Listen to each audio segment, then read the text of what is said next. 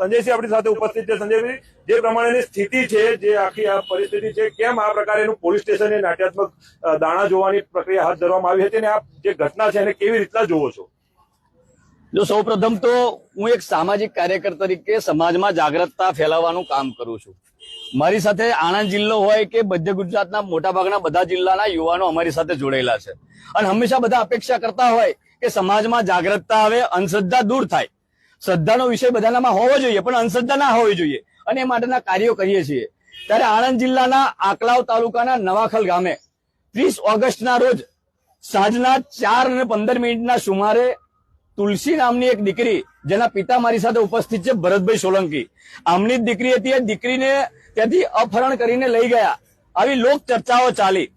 અપહરણ કરીને તો લઈ ગયા, પરંતુ જે યુવક અપહરણ કરીને લઈ ગયો એની પણ અગાઉ 2-4 મહિના પહેલા આવી એક ઘટના હતી અને ત્યારે પણ એક દીકરીને છોડાવવામાં આવી હતી। આવી લોક ચર્ચા ચાલી રહી હતી અને જેના કારણે લોકોએ બધા એવો આક્ષેપ કર્યો, શંકાસ્પદ કર્યું કે આ દીકરીની બલિ ચડાવી દેવામાં આવી છે અને એટલા માટે ગત રોજ બી બધાએ જઈને પોલીસ સ્ટેશનમાં રજૂઆતો કરી।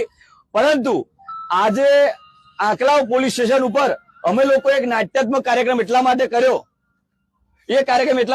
કે ત્યાં આગળ અમે સવારમાં મેં એઝ એ સંજયસિંહ રાજ કરણી સેનાના પ્રદેશ પ્રવક્તા તરીકે ફેસબુક પર પોસ્ટ મૂકી અને પોસ્ટ એવી મૂકી કે ગુજરાતમાં જો કોઈ ભૂવા એવા હોય કે જે દાણા જોઈ અને આ દીકરી કઈ છે શોધી બતાડતા હોય, કારણ કે તમે ન્યૂઝપેપરમાં પણ ઘણીવાર જોયું છે કે ન્યૂઝપેપરમાં બધા કટિંગ આવતા 24 કલાકમાં કામનો નિકાલ કરી આપવામાં આવશે, ફલાણું કરી આપવામાં આવશે, ઢીકણું કરી આપવામાં આવશે।